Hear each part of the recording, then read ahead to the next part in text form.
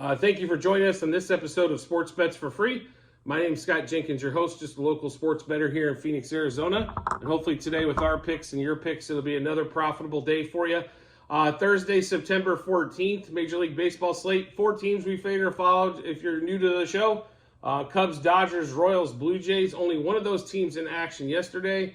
And the way everybody played yesterday, except for the Rangers that we had going against the Blue Jays, I would like to personally not think and beat the hell out of. Let's start with a couple of them. Cubs, how do you only score 3 runs in Colorado again against that pitching staff and give up 4 homers and 7 home runs, and you hit 1 home run in 3 games, and you screwed up with the lineup again? Bellinger hitting third has not worked the few times we've tried it, and then we put Swanson in the 4-hole.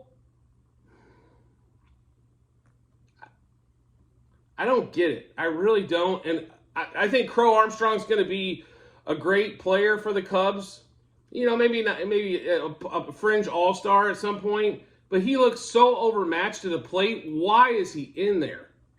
Why? What's the point? Against a left-handed pitcher to boot. Why does he get the start? I understand he's great defensively, but in Colorado, I will give you a hint, you need to score. You're not going to win a pitcher's duel in Colorado, especially with Talion doing Talion things, blowing up in the 5th inning, and then you're basically sunk because you can't figure out how to score more than 3 runs in Colorado. It's ridiculous. Thank God they're off today. That's all, you know what I mean? They're coming to Arizona for the weekend series. They lost 3 out of 4 to the Diamondbacks at home. Maybe they get a little bit of revenge here in the desert.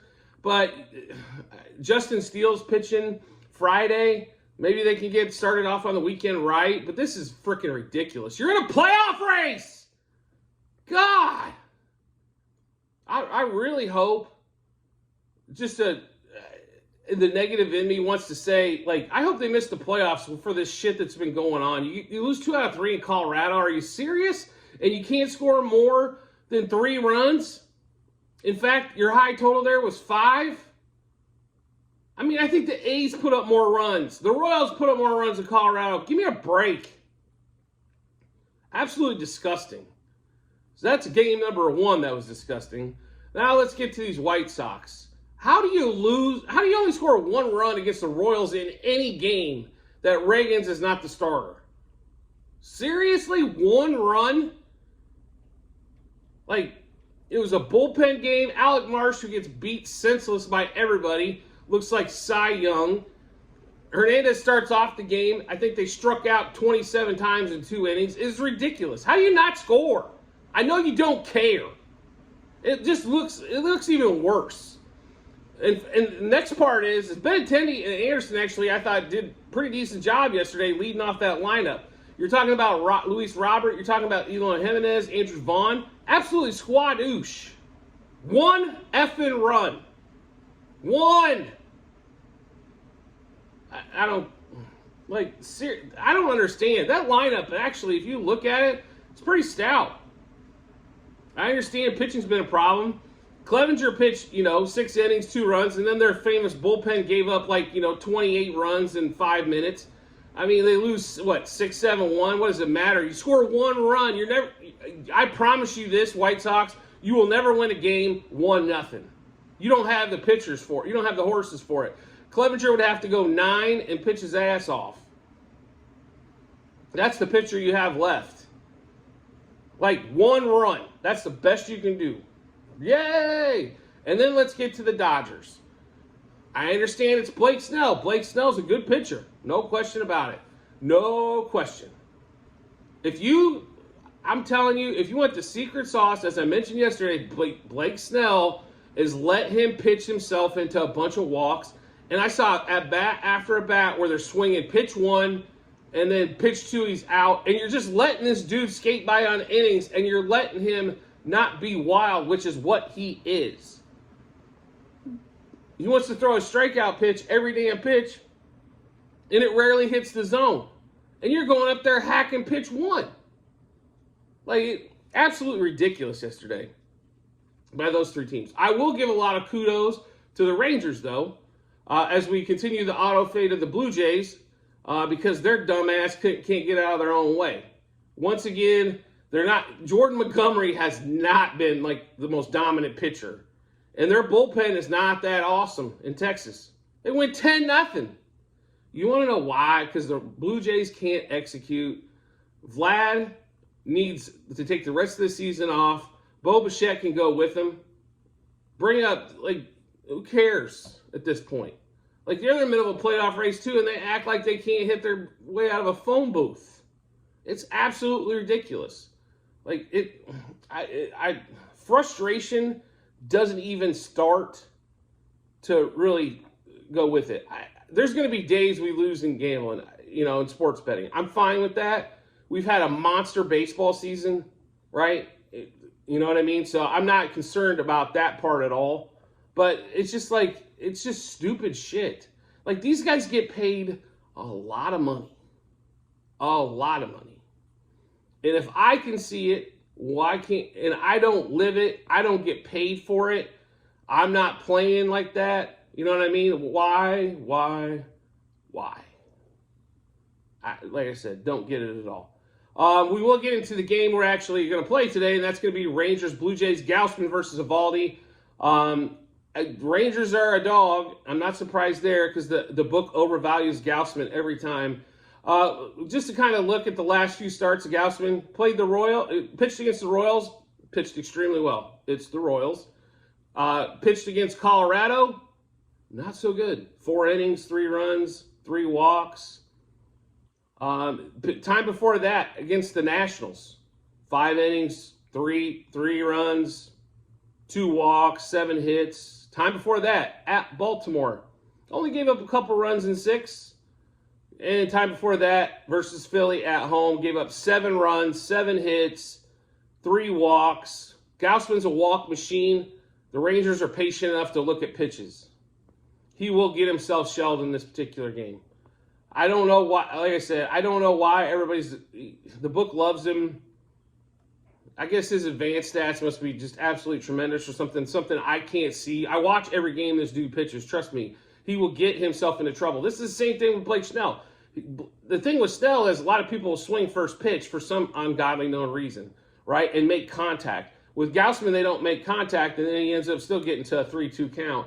And then they figure out, you know what, this dude doesn't even hit the plate. Like, watch some damn pitches. Like, seriously. Like, watch them. So, that's kind of, on that one, that's where, I just don't, like I said, I don't get it with Gausman. I don't know what's happened to him this year. I can say that about a few different players. Ahmad Rosario, who you guys have heard me mention probably 20,000 times, they got traded to the Dodgers. One of those seasons I can't really understand, right? There's a lot of those guys. Kershaw's hurt. You can understand that one. Hendricks, he's come back and he's given up a few more runs than he normally does. Is it starting to decline, stuff like that. So there's some stuff you can explain. There's just some weird aberrations. Like Vladimir Guerrero Jr., he's turned into the biggest ground ball hitter I've ever seen. Like, the dude is huge. Lift the ball in the air. Like, everything's into the ground.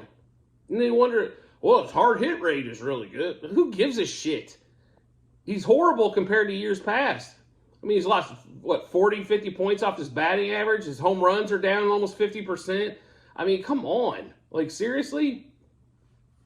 Like, some of these guys need to really look in the mirror and, like, whatever they're doing this year, don't do that shit again because it's not working, right? So either that or we got sucked into the Vlad when they were playing in the minor league parks and he looked like the superstar because with COVID and everything, and we got sucked into thinking he's an all-star when he's not. That could be it. That's definitely a possibility. But anyway, this Rangers-Blue Jays game, Eovaldi, like I said, versus Gausman. We're on autofade Blue Jays through the end of the season. This one's not a spite bet, though. I will let you know when it's a spite bet coming up. That'll probably actually be tomorrow. Rangers money line, they are a dog today, around plus 130. So good opportunity to make some money there as well. Rangers money line plus 1.5, plus 2.5 on the run line. We're also going to take minus 1.5 and minus 2.5. As they seem to have the number of the Blue Jays anyway, before the Blue Jays started, this bullshit over the last month. They had them in an earlier series and knocked them sideways. The Rangers were kind of struggling coming in. I think they're gonna win straight up today. I don't think it's gonna be 10-0 today, but I definitely think they could score 6 runs today. So Gausman and that bullpen I'm sure are prepared to give up runs, right? So Rangers plus a half run first 3, first 5, and first 7 innings. Rangers over the 3.5 team total. Blue Jays under the 4.5 team total, as they cannot hit their way out of a phone booth at the moment. Gausman over 2.5 earned runs. I will tell you this, make sure you do check the Google sheet later, as I've not seen any props for Evaldi. I'm kind of curious to see if they're going to put any of those out, so make sure you do check the Google sheet. I'll update those if we make those wagers. Then we've got Corey Seager, Nathaniel Lowe, and Robbie Grossman over 1.5 hits, runs, RBIs. Seager, Lowe, Grossman over, Seager over 1.5 total bases, Lowe and Grossman over a half a total base. First of all, Grossman has hit 2 home runs back-to-back days. I'm not expecting a third day of a home run. If it happens, great. Mitch Garver hits a home run, helps us out there yesterday. Seager's been on fire this series, but what the hell is going on with Marcus Semien? Like, what is he, 1 for 10 the last 2 games? One of those guys, again, he's extremely streaky. It's like he'll hit 5 days in a row where he looks ungodly, and then for the next 10 behind that, it's an absolute suck fest. So, like I said, Seager over 1.5 total bases, Lowe, Grossman over half a total base, Seager, Lowe, and Grossman to double, Seager, Lowe, Grossman home run, and Seager, Lowe, and Grossman 2+ hits. This is one of the later games in the day. It's still a 4:07 start. There's not full slate today. There's a lot of a lot of off days for these guys. This is probably going to be one of their last ones for the rest of the season. First game is early though. Like 12:30, basically 12:30 Eastern. This game's going to be towards later in the day. I think it's like the 4th latest. 3 looks like there's. We got 2 games then. The Yankees and the Red Sox have a doubleheader. That should be a snooze fest, as that whole series has been. Then Miami, Milwaukee, Arizona, the Mets. The Mets have dominated. It's so amazing. The Diamondbacks come in and beat the crap out of the Cubs in a 4-game set, take 3 out of 4, and then they're playing in New York and just getting their tails whooped. I tell you what, though, so if you're a baseball fan, though, the Rays-Orioles matchup, I believe this is a 4-game set. This is probably going to these games against going against each other are probably going to determine the AL East on that one there. So even though there's not a full slate today, some definitely exciting games. We will run through the bets with you one more time. Rangers money line plus 1.5, plus 2.5, minus 1.5, and 2.5 on the run line. Rangers plus a half a run first 3, first 5, first 7 innings. Rangers over the 3.5 team total. Blue Jays under the 4.5 team total. I can't believe they're 4.5 the way they've been scoring. Gausman over 2.5 earned runs. Seager, Lowe, Grossman over 1.5 hits, runs, RBIs. Seager over 1.5 total bases. Lowe and Grossman over a half a total base. Seager, Lowe, and Grossman to double. Seager, Lowe, Grossman home run. Seager, Lowe, Grossman 2+ hits. So just make sure you do check out that Google sheet. Like I mentioned, I'll have all our plays, past, present, and future. You can see the 6-day winning streak we had going into yesterday and the absolute destruction that was yesterday. You can watch all that. You can see where we're at basically every day that we played. It's got the whole season on there. We did miss a few days, but not many. We had a little illness, so I think we missed a few days, but that's okay. We're going to have 160+ days probably of baseball bets, which is pretty crazy, right? So on there. So just make sure you get a chance to look at all that. And then if you do get into the Google Sheets, I will explain to you where they're all at. So you'll pull it up. There will be 4 sheets. Sheet 1 is football last year. Sheet 2, baseball this year. Sheet 3, football this year. And sheet 4 is already basketball for this year, as we do have a couple futures that we've already placed. So make sure you get a chance to check those out when you get some time. And as always, if you could subscribe and get notifications to the YouTube channel, so when we drop our bets, you'll get those first and give you plenty of time to match them up with what you like, and hopefully gives you a ton of confidence and some winners going to the betting app and betting window. Like I mentioned in almost every show before, everybody's got their own opinion on what they'd like to do or what bet they'd like to place. Sometimes it's just need reassurance.